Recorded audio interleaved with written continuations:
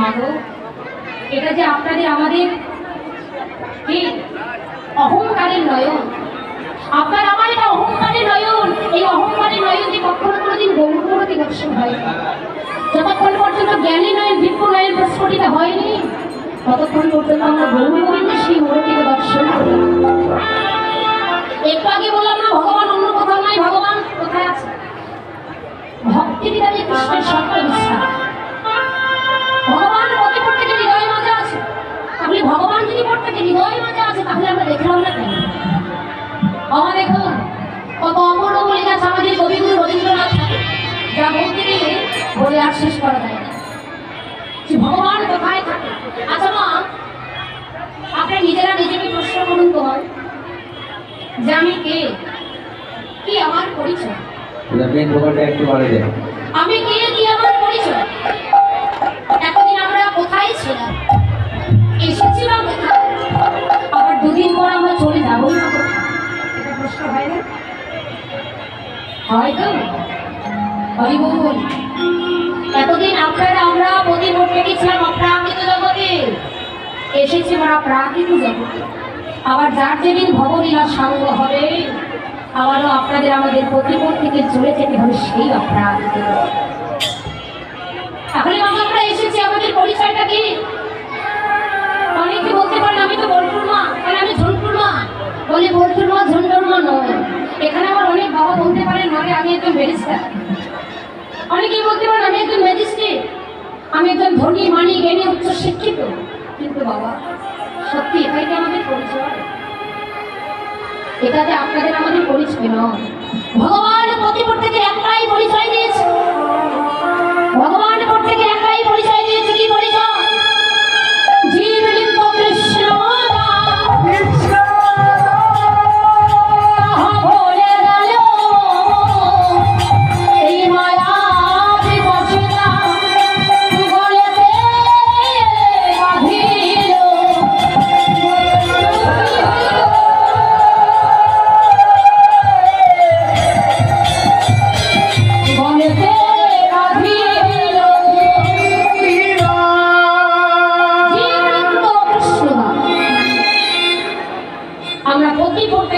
কৃষ্ণ চরণের দাস, কিন্তু কৃষ্ণ চরণের দাস না হয়ে প্রত্যেকে মায়া দাস হয়ে। কিন্তু কেন সেই মানুষটি এখানে রয়েছে, কেন আমরা দাসত্ব করতে পারছি না? দেখুন একটু ছোট্ট করে বলবো, আমাদের কবিগুরু রবীন্দ্রনাথ ঠাকুর কত সুন্দর বলে গেল যে ভগবান কোথায় থাকে।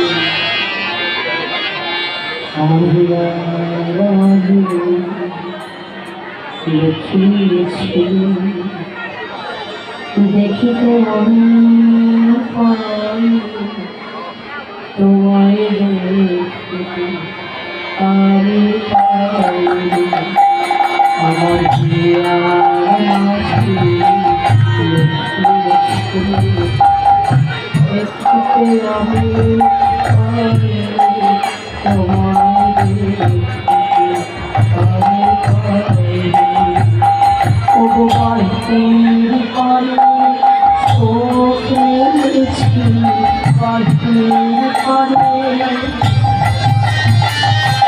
আমার হৃদয়ে পানে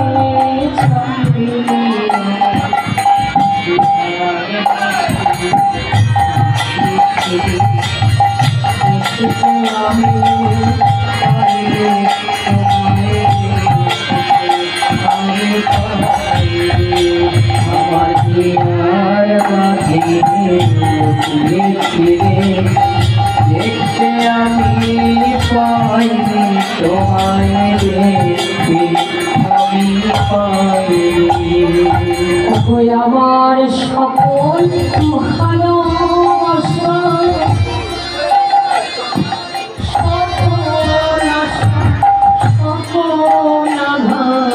আমার শিয়ার মাঝে লুকিয়ে সবাই দেখতে পাচ্ছি। কেন সে দেখার মতো নয়,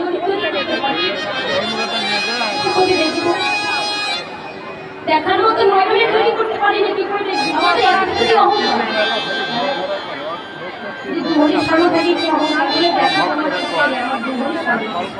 একটু দামি যদি পোশাক পরিধান করি, একটা অনেক দামি শাড়ি পরিধান করেছে, দেখবে বা একটু হলে অহংকার ভেতরে আসে। দুপুরে স্বর্ণ পরিধান করবেন, একটু অহংকার আসে। একটু যদি বাড়ি গাড়ি থাকে তার ভিতরে অহংকার আসে। কিন্তু অহংকার কিন্তু ভগবানকে পাওয়া যায় না। তাই যদি হতো আমার পঞ্চ পাণ্ডবদের আগে ওই দুর্যোধনে কিন্তু ভগবানকে লাভ করতে পারে। পঞ্চ পাণ্ডবদের আগে দুর্যোধনই ভগবানকে লাভ করতে পারতো। যে দুর্যোধনের ঘরে কোনো কিছু অভাব ছিল না, কিন্তু ছিল ভগবানকে কেনার মতো সম্পদ আর ধরেছিল। ভগবানকে কেনার মতো সম্পদ ছিল একমাত্র পঞ্চ পাণ্ডবদের ঘরে। তাই তারা ভগবানের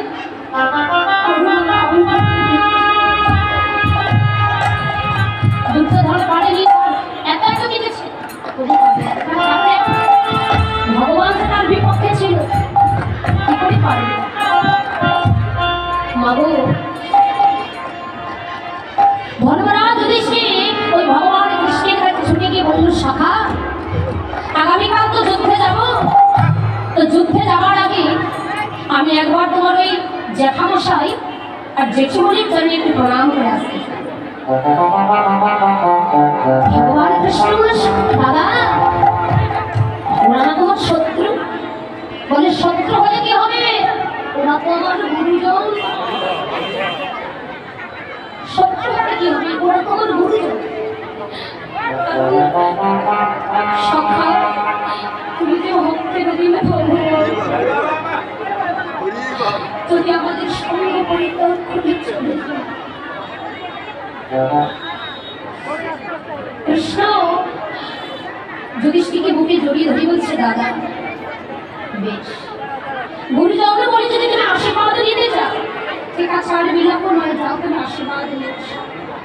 আমার কৃষ্ণের জ্যাঠামশাইকে আর জেঠিমণিকে মা গান্ধারী আরম্ভ ভিতরে আসবে। যুধিষ্ঠির ছুটে গেল, জেঠিমা ও জেঠিমা। কে? আমি গো, আমি যুধিষ্ঠির। যুধিষ্ঠির তুই কেন এসেছিস? আগামীকাল না যুদ্ধ, তুই এখানে কি করতে এসেছিস? ওরে আমরা না তোদের শত্রু, কিন্তু এখানে কেন এসেছিস? বলে জেঠিমা শত্রু এখনো হওনি, আগামীকাল থেকে তোমরা আমাদের শত্রু হবে। এখনো শত্রু এখানে কেন এসেছিস? আগামীকাল যুদ্ধ, আমার এখানে কি করতে এসেছিস? জেঠিমা এসেছি তোমাদের চরণে একটু প্রণাম করতে, এসেছি তোমাদের কাছে আশীর্বাদ নিতে। কি আশীর্বাদ চাস বল? জেঠিমা অন্য কিছু চাইতে আসিনি, তুমি শুধু এইটুকু আশীর্বাদ করো। আগামীকাল কুরুক্ষেত্রের মাঠে যে যুদ্ধ হবে, ওই যুদ্ধে তোমার শতপুত্র যেন জয়ী হয়ে যায়।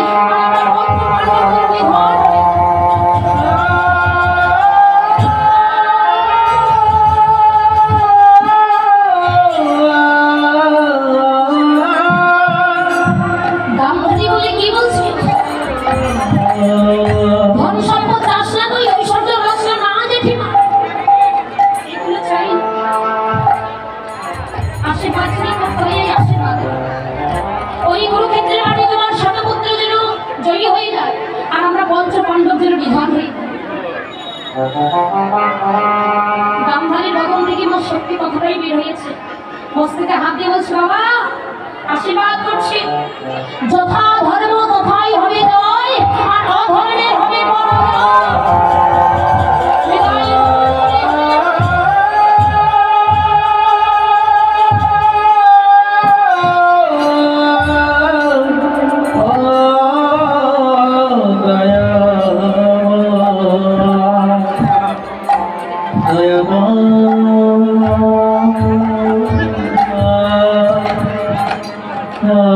দুর্যোধন ছুটে বলছে, মা তুমি কি যুধিষ্ঠির যুদ্ধ করতে হলো। যুদ্ধ না করেই তারা জয়ী হয়ে গেছে। যুদ্ধ না করে তারা জয়ী হয়ে গেছে। জেঠিমা এই আশীর্বাদে করো, অন্য কিছু চাই না। যুদ্ধে যাবো আমাদের যেন পরাজয় হয়, আর তোমার শতপুত্র যেন জয়ী হয়ে যায়।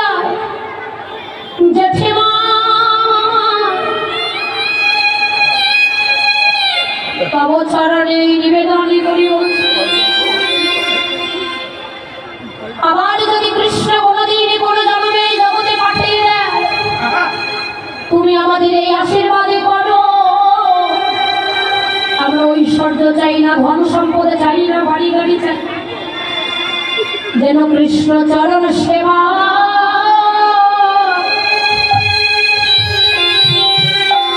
করিতে পারি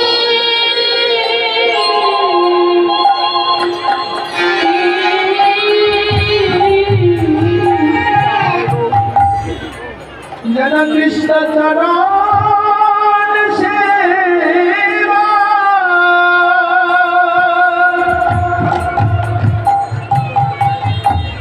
যেন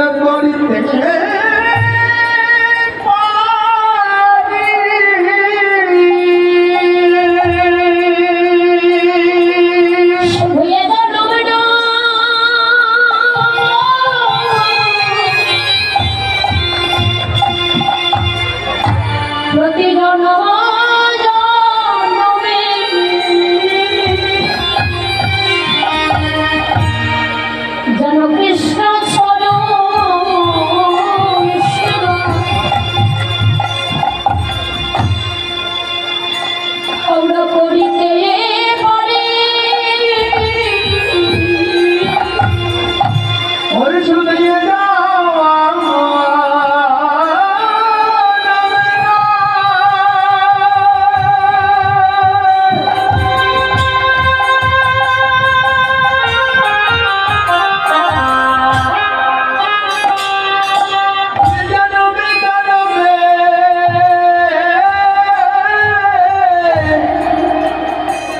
কৃষ্ণ চরণ সেবা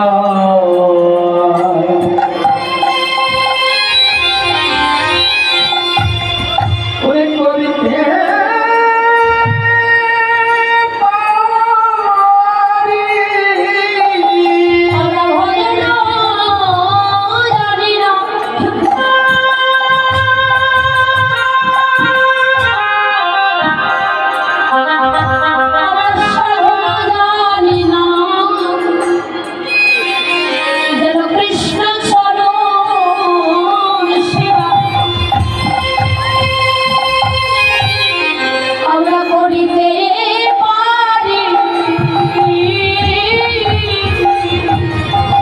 ভজন জানি না সাধন জানি না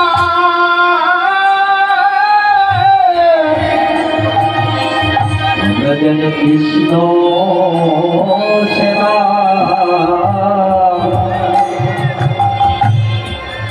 করিতে জানি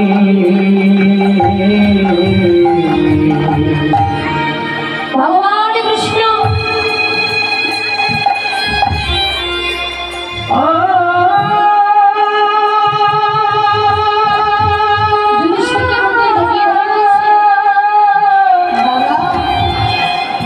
এই জন্য তো আমি তোমাদের সঙ্গ পরিত্যাগ করতে পারি না দাদা। দুর্যোধনের কাছে গিয়ে বলছে কৃষ্ণ তুমি তো ভক্তের ভগবান, এবার বলো আগামীকাল তো যুদ্ধ, তুমি কার পক্ষে থাকবে? কৃষ্ণ বলছে কথা তো আমি এখন বলবো না। আজ আমি তোমাদের পরীক্ষা করব, আজ আমি তোমাদের পরীক্ষা করব। আজ আমি দ্বারকায় একটা ঘর বেঁধে থাকবো, আর প্রভাত তারিখে সকালবেলা ঘুম থেকে উঠে প্রথম যার বদন দর্শন করব, আমি তার পক্ষটাই গ্রহণ করব। চতুরের শ্রাবণী আমার ভগবান কি করলেন? দ্বারকায় একটা ঘর বেঁধেছে, আর ঘর বেঁধে তার মানে মাথার দিকে সামনের দিকে একটা রাজ সিংহাসন করেছে। মনে মনে ভাবছে দুর্যোধন অহংকারী রাজ সিংহাসন ছাড়া বললেন, মাথার কাছে করেছে রাজ সিংহাসন আর চরণের ধারে করেছে একটা কুশের আসন। রজনী প্রভাত হবার পূর্বে দুর্যোধন সবার আগে ছুটে গিয়ে ওই রাজ সিংহাসনে বসেছিল, আর এদিকে রজনী প্রভাত হয়ে গেছে সকালবেলা গুটি গুটি পায়ে। অর্জুন ওই কুশের আসনের দিকে গেল, ভগবানের চরণ হৃদয়ে জড়িয়ে ধরে বলছে গোবিন্দ, আর মনে হয় আমরা তোমার সঙ্গ পেলাম। দুর্যোধন তো সবার আগে এসেছে, আর আমরা তো অনেক পরে এলাম। আর মনে হয় তোমার সঙ্গ পেলাম না গোবিন্দ। জানি না এমন দিন আর মনে হয় ভাবি হবে না। নয়নের ধরে বাক্য প্লাবিত করে নয়নের প্রতিদিনে গোবিন্দের চরণে করছে আর গত কণ্ঠে আকলের গাই বলছে গোবিন্দ আর মনে হয় তোমার সঙ্গ। গোবিন্দ আমার দেখতে পেল, প্রথম আগে উঠেই দেখতে পেল অর্জুন যে তার নয়নে জলে চরণে সেবা করছে। দেখে মনে হয় নয়নে জলে চরণে ধোয়াইয়ে দেয় ভগবান আর কি থাকিতে পারে। বুকে জড়িয়ে ধরে বলছে সখা অর্জুন, তাই তো আমি তোমাদের সঙ্গ পরিত্যাগ করিতে পারি না। ওই দুর্যোধনের ঘরে অনেক অনেক রাজ ঐশ্বর্য টাকা পয়সা থাকলে কি হবে, আমাকে কেনার মতো সম্পদ যে তার কাছে, আমাকে কেনার মতো সম্পদ যে তোদের কাছে আছে বলে আমি তোদের সঙ্গ পরিত্যাগ করতে পারি না। তাই তো বাবা ভগবানকে পেতে হলে কি দরকার, হৃদয়ে অটুট প্রেম ভক্তি ভালোবাসা। কেউ যদি নয়নে জলে ভগবানকে রাখতে পারে, কারণ ভগবান সব